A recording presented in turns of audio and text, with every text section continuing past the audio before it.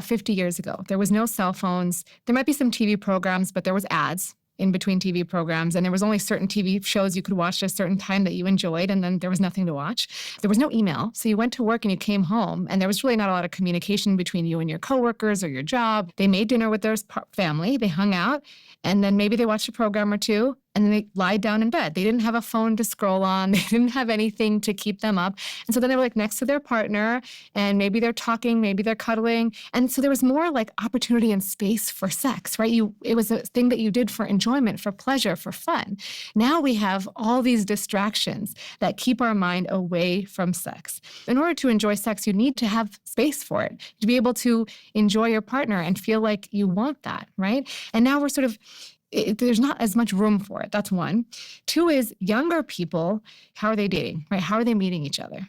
They're meeting each other through apps, through DMs. And so they're not actually like really having these deep, meaningful connections. There's a big hookup culture. There's a big like fling culture. And imagine first-time sex for most people is not great. You don't know your partner. You don't know what they like. And you may not be able to express what you like. You've never taught how to talk about sex, right? So you don't know how to say like, hey, I like it like this.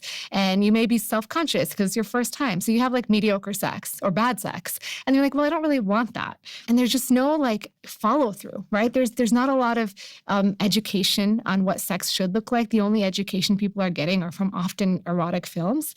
And so they're seeing sex that's not real, that's curated, and they're trying to emulate that. And that's not pleasurable for most people. And younger people these days are actually having a rise in more we call rough sex. So choking has become very, very common as like they call choking almost like vanilla sex.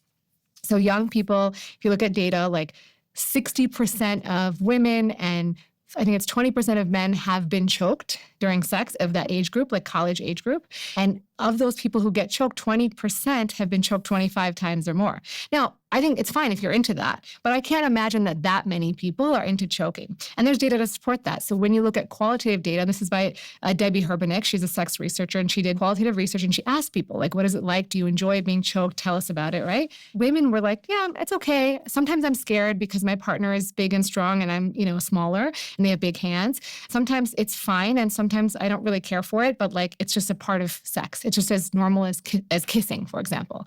And so if you're having sex and you're doing things just because you think that's what your partner wants or what it should look like, and you're not enjoying it, well, that's not going to be sex that you want to have.